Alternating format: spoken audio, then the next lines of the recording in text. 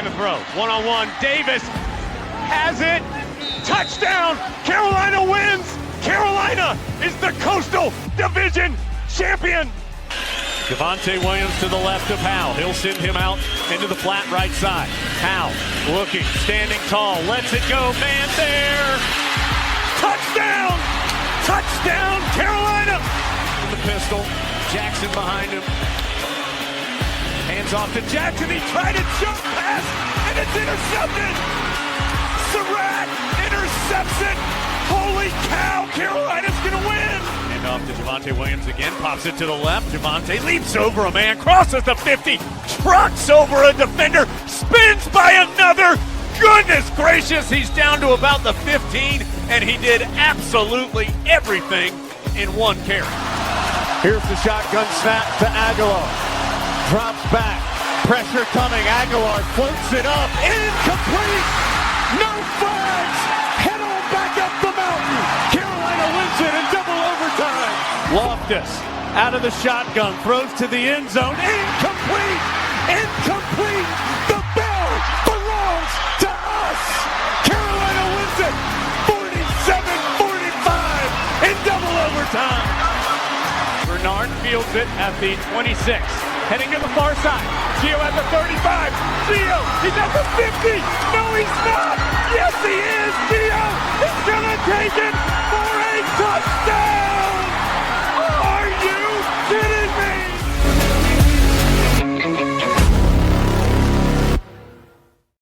What's going on, guys? Welcome into another edition of the Heel Tough Blog podcast coming at you on a Monday night.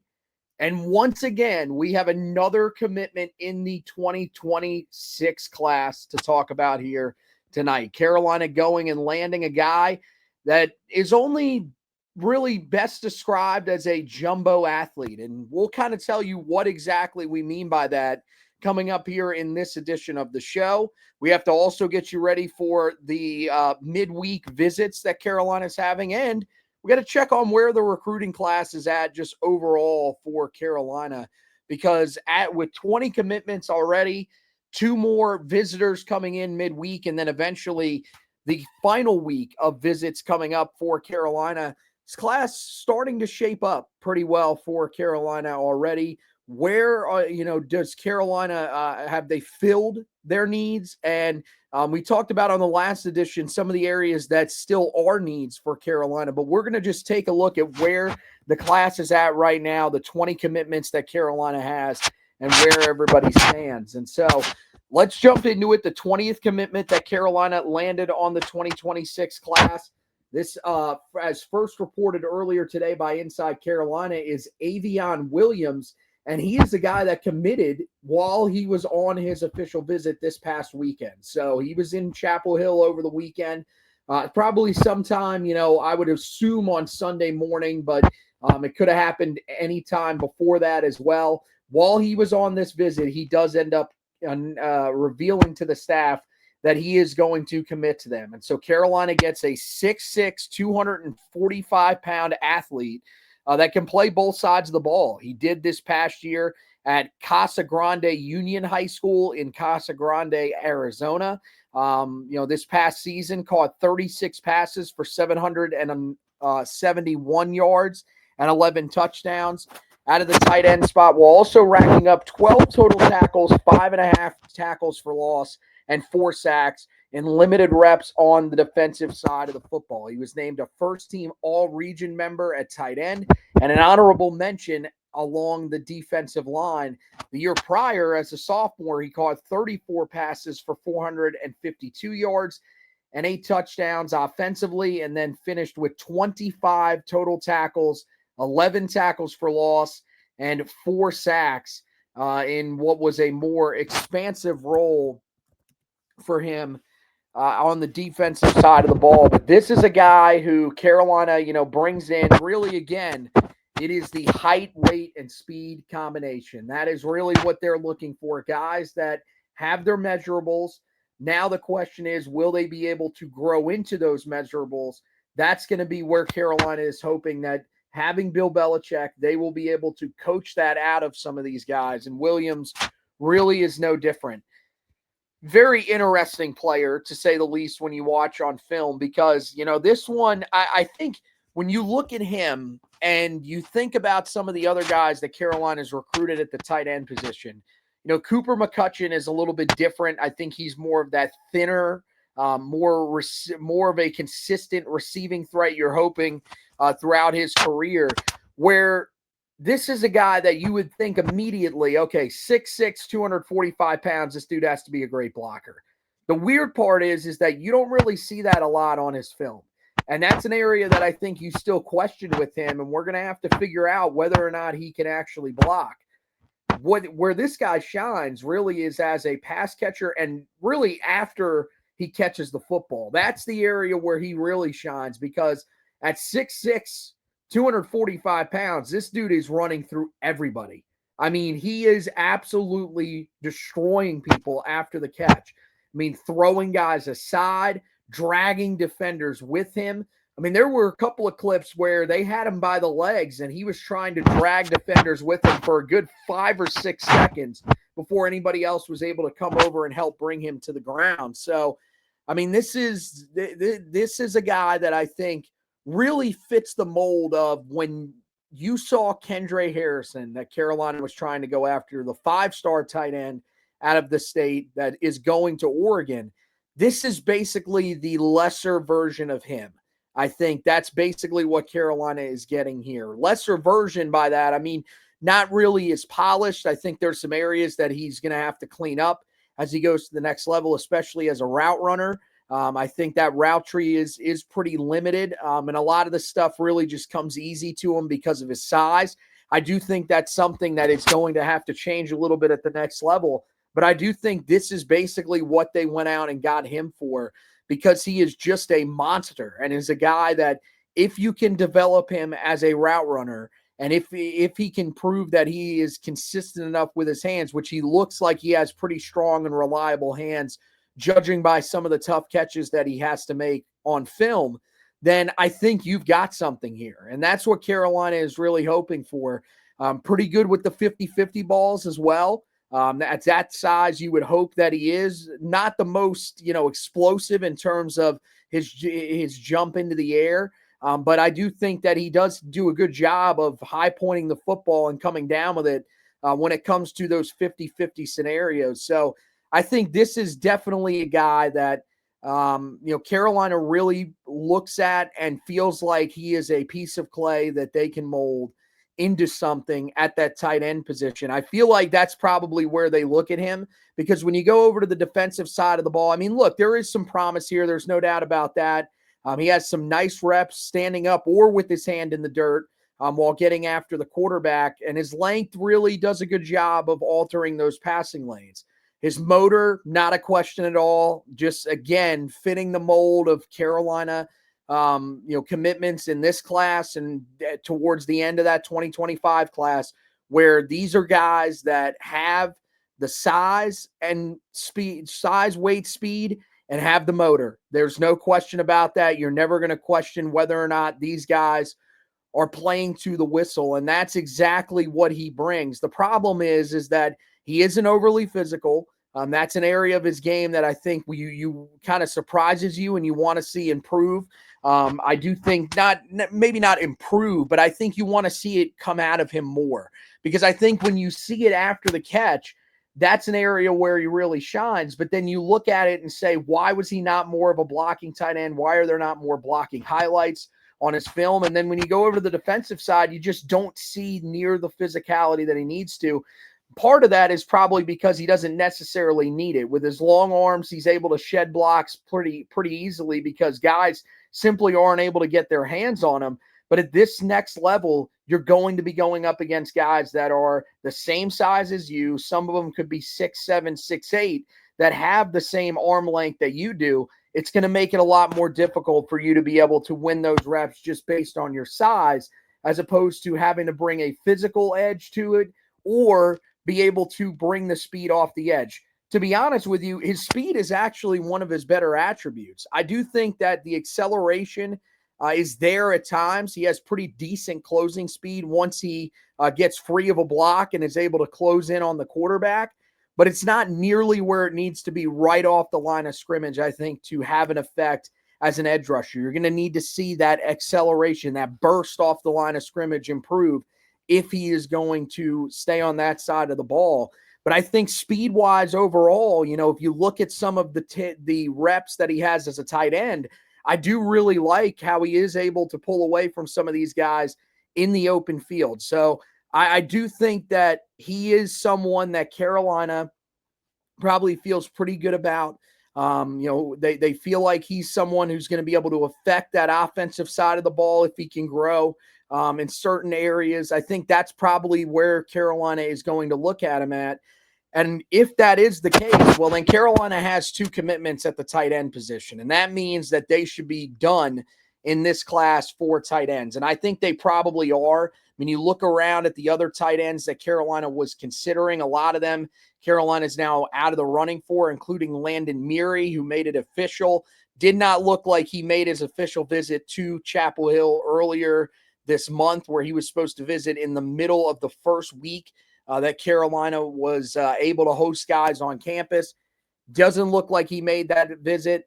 Kakua Amua, who Carolina brought in during that first official visit weekend, he ended up committing to Florida after he went there and visited officially on June 6th. Not shocking. I told you going into that one that I thought that was where he was probably leaning. And then there's Carson Snead. That's the only other guy that I think Carolina is probably looking at right now. J.C. Anderson, who comes from Mount Zion High School out in Mount Zion, Illinois. He was supposed to be one of the guys that was supposed to be on campus here in the middle of this week, but it appears he's canceled that official visit. That would probably line up with Carolina landing Aveon Williams. That probably means that they are telling people that they are done at the position. But Carson Snead is probably a guy that if he is willing to come to Carolina, they would be willing to take him on. Now, he has taken official visits to Ole Miss and to Florida, does have an official visit that's coming up this weekend with Tennessee, and many people believe that he is going to stick with his commitment to Tennessee at this time. So it'll be interesting to see whether or not he does look elsewhere, and if he does, if Carolina is even remotely involved in that search elsewhere. But right now, it feels like they're probably done at the tight end position with Cooper McCutcheon as well as Aveon Williams now on board with them. So now the question becomes, where exactly does Carolina's 2026 recruiting class stand? I feel like they're in a pretty good spot. You look at where they're at in terms of the number of commitments with 20 already. Really, the areas that Carolina's hit the hardest is defensive line and offensive line. 5 offensive linemen that they've landed so far. We've told you most of those guys listed as interior offensive linemen, but still trying to figure out where exactly some of those guys are ultimately going to slot in. And then you go to the defensive line, where Carolina's got 6 defensive line commits. You've got 2 edge rushers. You've got a guy in Jimmy Frisco, Alo Suliafau, who looks like he's going to play more of that defensive end spot, where you're going to see Bryce Yates this year. You're going to see some of Carolina's bigger edge rushers play with his height and weight being 6'3", 265 pounds, would slot in almost perfectly there, as opposed to when you look at guys like Xavier Griffin Haynes at 6'6", 235, and Ashton Blatt at 6'4", 230 pounds. And then you got a couple other defensive linemen that Carolina's landed already so far in this class, with David Jackson, who was just on campus this past weekend. Of course, you've got the big man, Trayshawn Ruffin, who leads the class, is the headliner of this class so far, as a guy that's ranked inside of the top 300 at 6'2", 340 pounds. So this class is, in a good shape. It shows you that they are really focusing on 2 areas in particular. And defensive line, by the way, that number is at 5. Aveon Williams is being listed as a defensive lineman, so that's why it throws that number off just a little bit. Meanwhile, you got 2 receivers that Carolina's got already so far in this class in Kamori Miles, as well as Jaden Jefferson. That's an area that I think Carolina still probably needs one more, as I told you the other night. Linebacker, Carolina with one commit there as of right now. Jaden Griffin-Haynes, still feel like that's an area where Carolina's got to look to find somebody. Defensive back, Carolina with just one defensive back commit at this point. And that's an area that I still think, I didn't mention it the other night, but safety still an area that Carolina could probably use somebody. The cornerback spot is definitely an area where Carolina can use somebody. They've got their quarterback. They're satisfied, I think, there. Running back, I feel like they're pretty satisfied with Crew Davis there. I know Carolina has taken a look at some other running backs, but it doesn't appear like any of those guys are going to make it to campus. The only other guy that I would keep an eye on is Messiah Mickens, a guy who is committed to Penn State, but of course has been looking around after his running back coach did end up leaving and heading to Notre Dame, but it feels like that it's probably one of those two schools that he's going to end up at. So Carolina looking like Crew Davis is going to be their guy that they're going to stick with. And got to tell you, one of my favorite players in this class, not a bad thing that they're sticking by his side and letting him be that guy there. And then special teams, Carolina with one commitment already on special teams in David Green. That's a guy that I think a kicker, probably sets up pretty well for him to come in and be able to compete next year at that position. So they're good at kicker. I doubt they're going to offer a scholarship spot to anybody else there. Don't see them. I know they've offered a couple of long snappers. Maybe there's one that ends up committing here at some point in the near future. I don't think they'll jump in there on the punter. I think that might be one of the areas where Carolina looks at a walk-on, but you never really know. So overall, this class in a pretty good shape. I mean, 20 commits so far, ranked 19th overall. Again, the biggest thing that I think they've got to do is they've got to find some of these headliners. And I think that's something that they are currently working on. They've found some of these guys that help to provide depth. They've found some of these guys that could end up being diamonds in the rough. But now you need some of these guys that just have the sheer talent. And we've talked about wide receiver being a position where hopefully they're going to be able to pull someone in that has a pretty high star ranking. We've looked at the defensive line as an area where Carolina can pull someone like that in. And the offensive line. Those are areas where I think Carolina, if they're going to end up landing some big names, those are the areas where they're probably going to be able to do it. And so hopefully we start to see those names roll in here as we go throughout the next few weeks and as we get into the month of July, where a lot of these decisions will be going down.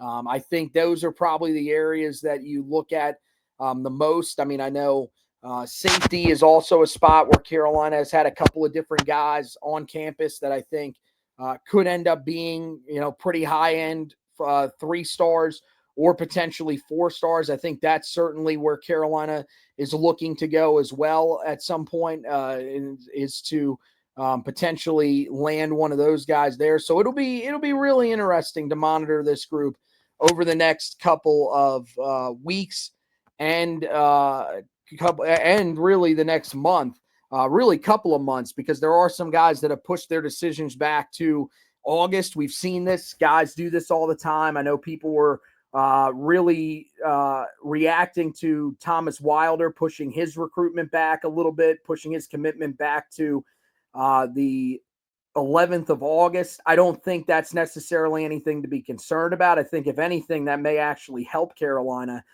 considering the fact that he was coming off a visit to Chapel Hill this weekend. I think that might show you that Carolina gave him a little something to think about. So who knows? It is going to be a crazy couple of months here as Carolina looks to try to really seal up this class. I mean, this is what it's become, guys. The summer is the most important time now, and it's part of the reason why I think many people want a summer signing period, just so you can go ahead and get these guys signed, because these classes are growing so big. I mean, Carolina has 20 commitments in the 2026 class right now. When you look at where that ranks in terms of total commitments, Carolina is tied for 6th. Penn State landed another commitment today, so they're actually tied with Carolina, tied for 6th. You've got Arkansas and Minnesota who have 21 commits. USF, the South Florida Bulls, with 22 commits. Rutgers with 23 commits.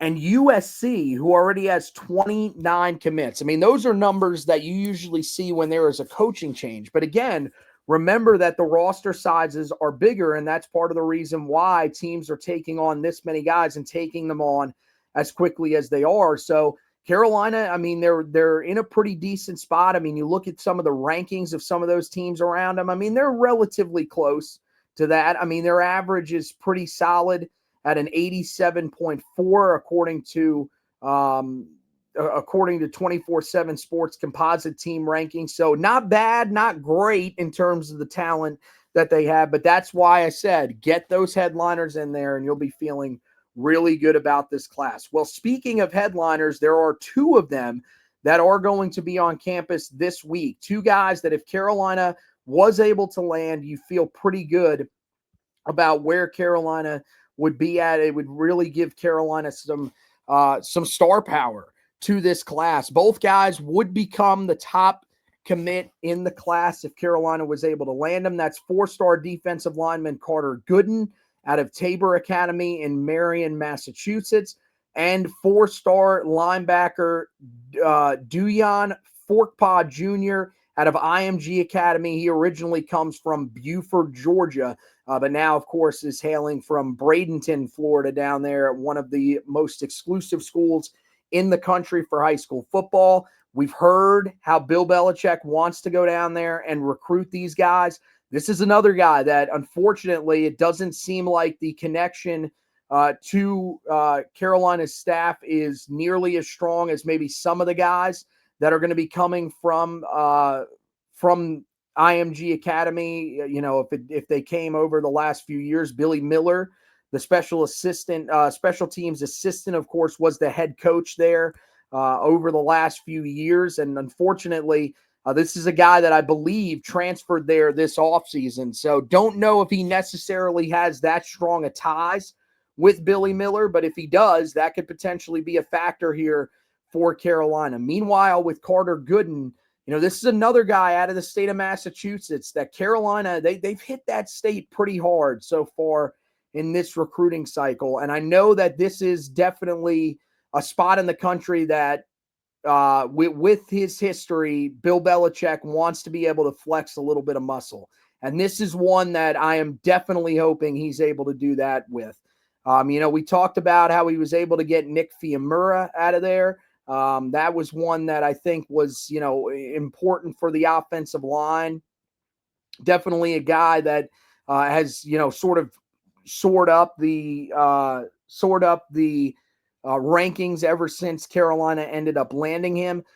This is another one where I feel like with Carter Gooden, there's not much to question here. You're just hoping that the fact that him, you know, being from the state of Massachusetts, hopefully growing up a Patriots fan, having watched Bill Belichick and what his teams were able to do up there, maybe that has some sort of impact because this guy is an elite defensive lineman, a guy that probably slots in somewhere.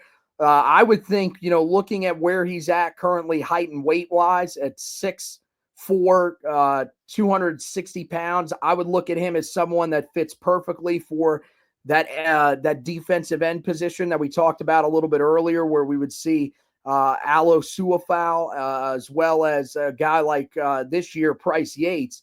But, I mean, look, Carolina's got some really tough teams that they're battling for him. Penn State hosted him this past weekend. It feels like they did a pretty good job with him. Virginia hosted him the previous week. Michigan State also is on there. And then Boston College to close out his official visit schedule. That'll be this coming weekend. But Carolina, I think, has a shot here. I think because of the connection to Massachusetts, they do have the shot.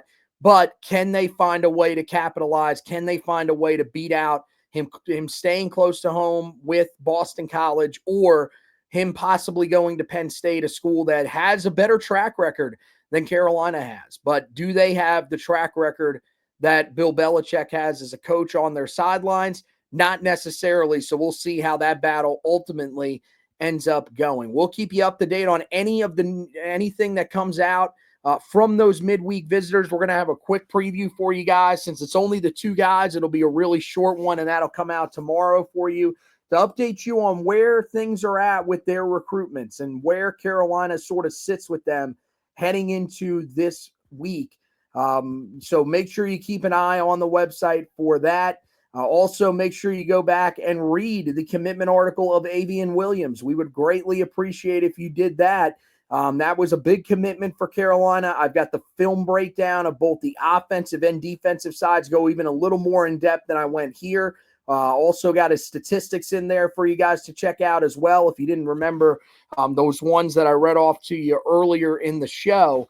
So, I mean, make sure you go back and check out all that great stuff that we've got on the website. A ton of recruiting stuff right now. But, of course, any news that comes out around the program, of course, you can go back, check out Bill Belichick's press conference takeaways from when he was talking to the media last Tuesday. That would be, the best place to go if you're looking for some updates on the current team and any other news that we have that comes out around the team here as we get closer and closer to the start of fall camp. We will, of course, keep you up to date on all of that. Meanwhile, on the basketball side of things starting to quiet down just a little bit. We're into the off season, but you know what that means? That means recruiting is going to start cranking up on the basketball side of things, particularly in that 2026 class. So make sure you're keeping an eye out. Carolina did offer a player today. Would expect that Josh will have something up on that here at some point. So make sure you keep an eye on the website for all of that. And of course, make sure you're keeping an eye out for the What If series that we're going to have on the podcast side of things for basketball. That'll be on the Four Corners podcast stream. So make sure you find that wherever you listen to your podcast.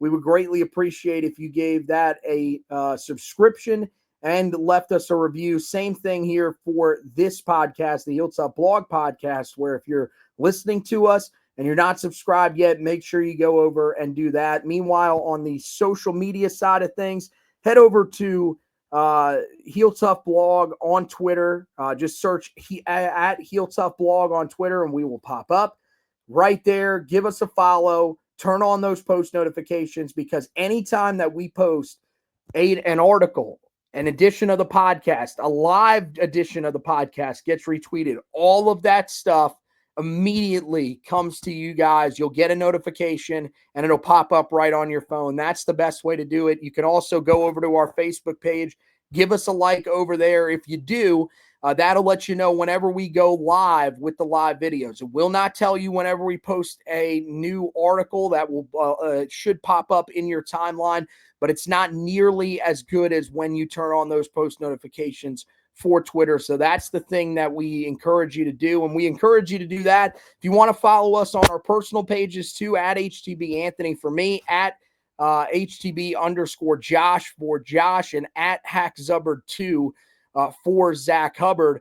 But, there you're going to get, to see a little more of the personal side of us, some of the other teams that we root for and everything like that. That's why we say that main Heel Tough blog page, we encourage you to follow that page. And then, of course, one other page that I have to add, I haven't been adding it here for a while. Go to at WFNZ on Twitter. Follow that. That is the radio station that we work for here in Charlotte, and that allows us to do these great podcasts. And also go over on Facebook, find it WFNZ as well. That will be your headquarters for all news, Charlotte sports, and of course, local college sports, which will involve, of course, our stuff. We will share it onto those pages as well. So that wraps it up for this edition of the podcast. Want to thank you guys for watching and listening. And as always, go Tar Heels.